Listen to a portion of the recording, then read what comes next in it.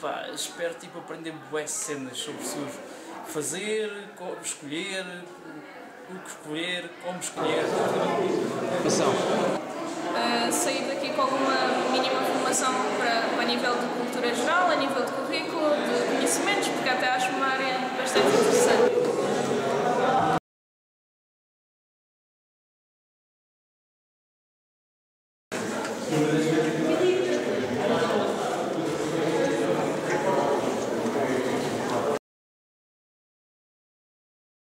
Não vamos formar ninguém.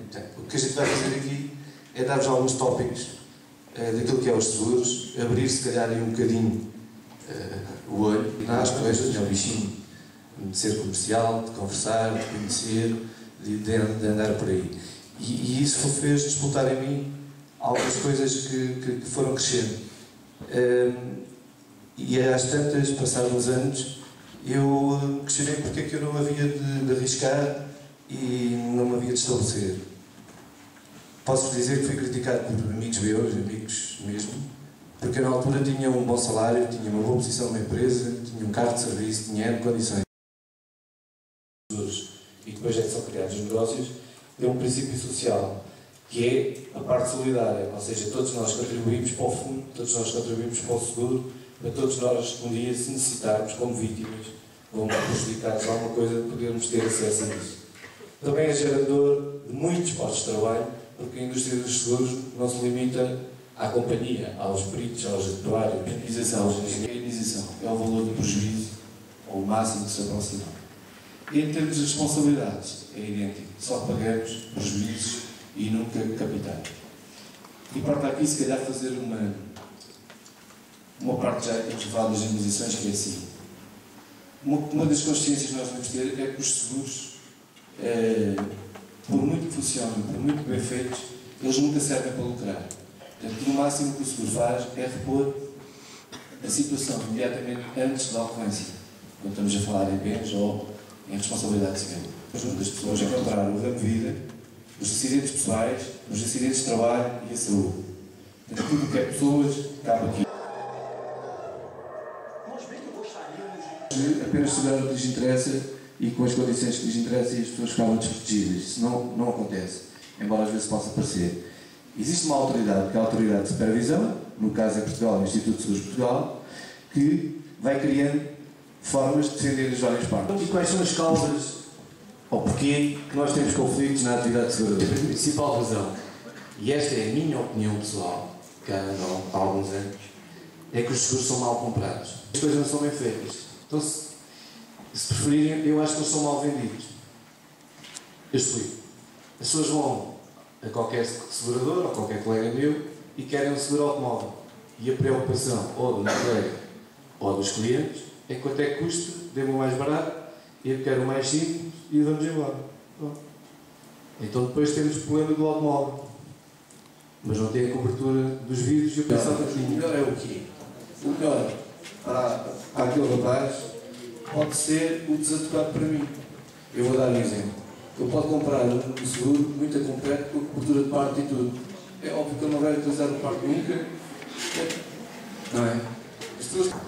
Aquilo que eu acredito que é a minha convicção e que será o que vai acontecer é que, no vosso caso, das vossas idades, em princípio o mercado vai evoluir e vai ter soluções vitalícias. Mas se tiverem ajudado vocês, pois é, existem 3 tipos de invalidez. Aquela que a banca oferece nos seguros é IAD. Invalidez absoluta e definitiva. É o quê? É a pessoa ficar definitivamente inválida, mas absolutamente. O que é isso por absolutamente? É não conseguir fazer os atos de higiene pessoal. Ou seja, é um tetraplégico, é um coma profundo, é um morto-vivo, como eu costumo dizer. Depois existe outra que é a invalidez absoluta e permanente. Que é o quê? É eu ficar inválido, mas para qualquer profissão. Vamos lá agora ver. Eu sou vendedor de seguros, não é? Sou mediador, preciso das minhas 2 pernas, preciso das minhas 2 mãos, preciso da minha visão para desempenhar a minha função. E agora tive um acidente e fiquei cego. Alguém acredita que eu consigo vender seguros sendo cego? Mas é fato, é muito difícil, não é? É quase impossível eu conseguir fazer isso. E então o que é que eles vão dizer? Olha, você já não consegue ser mediador de seguros? Sei lá, vá para telefonista. Agora já não existem telefonistas. Mas pronto, eu podia ser até telefonista. Ou seja, mau serviço outra vez. A pessoa tem que abdicar a sua profissão e tem que procurar outra maneira de subsistência, porque senão o seguro não funciona. Ou seja, têm que continuar a pagar a casa, mesmo que estejam cegos. Vejam a brutalidade disto. Má informação. Portanto, a única que interessa é a invalidez total e permanente. Só que há aqui um problema. É como isto não é um seguro obrigatório, nem sequer é uma apólice uniforme, que eu já vos expliquei o que é que são. São apólices iguais em todo o lado. Então há instituições que escrevem nos seguros e invalidez total e permanente. Mas quando vamos ler na definição deles, na apólice deles, o que é isso, invalidez total e permanente, é igual às outras. Ou seja, não é a invalidez da nossa profissão. E então ficamos outra vez mal possíveis, são baratinhos. É preciso é ter a consciência de os ter atualizados. Depois a outra questão que se põe ali é com os objetos especiais. O que é que são objetos especiais? Toda a gente está lá em casa, meia dúzia de peças de ouro que vem da avó, da bisavó, que as pessoas não põem no seguro. E depois um dia vai lá o assaltante, sabem que era bem o valor das coisas, porque eu usava aquilo, mas era da minha avó, quanto é que valia? Então veja lá. Bom, vão à orivesaria, vão aqui, vão ali e vêm com a lista. Tinha 50 mil euros em ouro. Pois vai, é que a sua apólice, o seu disco de recheio só tem 20 mil euros.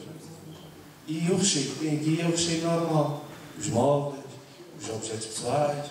Portanto, os objetos especiais, esses que nós falamos, não estão no seguro. E aqui também chama a atenção, que é um dos pontos, as clínicas aderem às redes. E depois, às vezes, dizem que não há sistema que é para cobrar inteiro. E depois dizem ao cliente, mas depois você reclama que a companhia depois paga. Vamos a pôr as coisas ao contrário. E muitos clientes meus e de outros cá por aí vão na conversa.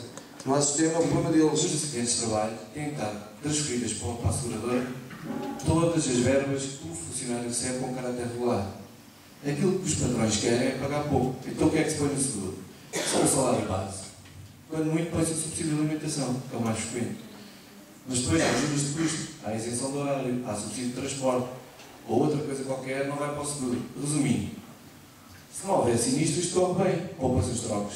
E a empresa vai ganhando aqui algumas massas. Mas se um destes funcionários tiver um sinistro, e se for um mês de baixo ou dois, nem o funcionário nota que falta esse dinheiro no recibo, e se notar, a empresa também tira e paga. O problema é se o funcionário tiver uma invalidez para o resto da vida. E depois recebe 70%, que é o que a lei manda pagar, do salário declarado. Se eu tinha 500 euros de salário declarado, façam as contas. Começam os problemas sociais, começam o problema em casa. Ou seja, a casa, ou se paga a casa, ou compra-se comida. Portanto, este é um dos maiores problemas de acidentes de trabalho. São todos averiguados. Normalmente o que é que foi? Foi o joguinho de futebol do fim de semana e estão ali no chateio. Só que há um dia que ao fazer um esforço qualquer, a hérnia sai para fora. Portanto, há um efeito de esforço que faz com que a hérnia saia. Quando sai, as pessoas queixam-se que é um sinistro. Também não é, uma doença. Excluir. E depois há ali uma certeza absoluta, estou a dizer, tem lá o condutor habitual ou o seguro em nome dos vossos pais. Bom, e depois a gente diz assim, as seguradoras depois são vigaristas, não querem pagar, arranjam sempre maneiras, não sei o quê. Porquê é que os pais, ou porquê é que vocês têm o seguro em nome dos pais? Porque é mais barato. Nós todos sabemos que os jovens condutores têm menos experiência. Não é regra, mas é estatística. A estatística diz que batem mais. Então o seguro tem que ser mais caro. O que é que acontece? Se não acontecer nada, ninguém descobriu, não há problema nenhum. Se houver um sinistro de um toque pequeno, também se calhar fecha-se os olhos. Agora ponham-se numa situação concreta que, sem intenção, sem dolo, por mero azar, vocês atropelam alguém ou provocam um acidente e temos alguém morto ou alguém inválido para o resto da vida. Se vocês fossem gestores de seguradora, o que é que faziam? Temos aqui uma morte para pagar, temos aqui uma imunização para o resto da vida, então vamos lá ler isto tudo bem, não é fugir. Temos de ser corretos, porque é assim, se eu for empregado da seguradora, tiver como função gerir processos, há de ter uma coisa que se chama auditorias, não é? E ou é competente a fazer o seu trabalho e defende a sua empresa, ou não é competente. Aliás, estamos numa universidade e temos que praticar aquilo que aprendemos. Então o que é que o gestor vai fazer? Vai pedir a averiguação a ver se se as circunstâncias do acidente são exatamente aquelas que o seguro foi adquirido. Não é? Se foi adquirido para o pai conduzir, não era para o filho. Mas foi só uma vez. E provamos que o pai é que anda com o carro, o filho saiu naquele fim de semana. Não há problema nenhum. Tem carro, pagamos. Agora, o pai está em freio espada à cinta. Não tem nada contra. É só um exemplo. O filho está a estudar na Universidade do Algarve. O pai nem sabe qual é que é o carro quando lhe fizeram essa pergunta. Acontece. Montes de vezes. Os averiguadores vão falar com os pais. Qual é que é o carro? Coisa simples. Sabe, eu ando muito cansado e tal, agora não me lembro bem. Mas eu não vi, recordem-se disto, se quiserem tomar nota, pensem bem nisto. Qual é a primeira atitude que vocês devem ter depois de terem um acidente? Pegar no colete. Pegar no colete. As empresas de animação turística, os nadadores salvadores, os operadores marítimos. Mas enquanto práticos, o que é que a gente tem que ver? É observar se existem testemunhas oculares do acidente e pedir-lhes os contactos. Porquê? Porque depois vem uma situação de empate e é assim. Passou com o vermelho e ela também... aliás, passou com o verde e ela também passou com o verde. E vamos todos para o tribunal e o juiz diz: então, mas com o verde, tem certeza absoluta. A menina também. Então, o que é que estão aqui a fazer? Entendam que a gente não sabe, não temos como medir. O que é mais importante? É se houver alguém que viu e que esteja disponível e vos dê o contacto. E as pessoas a quente e na hora disponibilizam-se para ajudar. Porque muitas vezes é o sentido oportunista do outro, a maldade do outro, o não assumir do outro, e as pessoas ficam solidárias com aqui. Aqui não interessa as testemunhas, aqui a parte da frente, única e exclusivamente com o outro. Um preenche um lado, um preenche o outro, quem é o A, quem é o B, não interessa nada, não é o culpado, não interessa nada. Assinam os dois e depois de assinar, separam-se as duas vias, um leva uma, o outro leva o outro. É indiferente quem leva qual. Eu normalmente aconselho os meus clientes a ficarem com o original, o mais legível, normalmente, se eles forem os prejudicados. Se o prejudicado for o outro, deem o original ao outro. Porquê? Porque a nossa companhia, se nós somos culpados, já safei uns 5 clientes de serem culpados em 50%. Porquê? Porque no momento em que eles me telefonaram a dizer: epá, tive aqui um acidente com um carro, porque pode ser um carro, em vez da moto pode estar lá outro carro, atenção. Tive aqui um acidente assim, como é que devo fazer e tal, e como é que é? Ele estava a ultrapassar só a ti ou havia carros atrás de ti? Não, por acaso estava outro carro parado atrás de mim à espera que eu virasse, para depois, e o outro veio de lá de trás e passou os 2 carros. Então, muito importante, muda tudo. Na declaração amigável de acidente, podemos nem identificar o outro carro, o terceiro carro. Naquele caso, podemos não identificar o carro vermelho. Basta que no boneco, no croquis do acidente, coloquemos lá que existem outros veículos além do nosso. E basta que seja só um. Se ele ultrapassa mais que um, 2 no mínimo, já ele é 100% culpado. Ok? Este exemplo é prático e acontece. Mas é para vos dar a ideia que nos seguros há estes pequenos pormenores, que às vezes mudam tudo. Então o que é que eu também vos quero deixar uma nota? É que os pequenos pormenores que nós podemos ignorar e não lhes dar importância podem ser fundamentais para decidir a favor de um, a favor do outro, ou a penalizar os dois.